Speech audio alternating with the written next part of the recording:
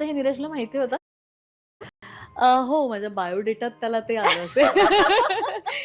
हो, पण त्याने घरातच ती पत्रकारितेची भूमिका मी बजावत असते. थोडीशी कडक अच्छा. वगैरे वागते कधी-कधी. हां. बाकी तर असं काही त्याला पण तेव्हा म्हणजे नीरजची रिएक्शन काय? तू अभिनेत्री ही आहेस आणि जर्नलिझम. मग त्याचं असं होतं का, की नाही जर्नलिझममध्ये तू पुढे जा किंवा अभिनय क्षेत्रात पुढे नाही, जा. नाही, कधीच असं नाही. काही नीरजचं काही म्हणणं नाही? कधीच नाही, कधीच नाही. तो खूपच शांत आणि खरंच खूप समजूतदार आहे. कधी-कधी मला त्याला सांगायला लागते, की प्लीज थोडासा तू लहान झालास तरी चालेल किंवा असं.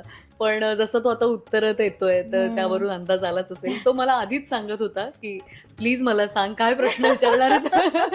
सो मी म्हटलं, "मला खरंच कल्पना नाही." सो हं. तुला सो पण आहे. असाच त्यामुळे नीरज खूप छान गप्पा मारतोय, असं अजिबात पहिल्यांदा बोलतोय असं काही वाटत नाही. तो खूप छान नाही. गप्पा मारतो. तो फक्त आत्ताही पण तो माझ्यासाठी खरं सांगायचं तर माझं मन जपण्याचा तो सगळ्या पद्धतीने प्रयत्न करतो.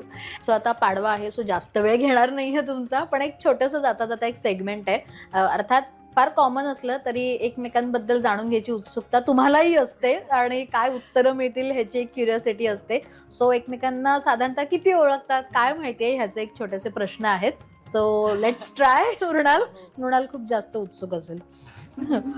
प्रश्न विचारते मृणाललाच, की मूड खराब असल्यावर नीरजचा मूड खराब असेल, तर मृणाल काय केल्यावर नीरजचा मूड ओके होतो? सॉरी म्हटल्यावर.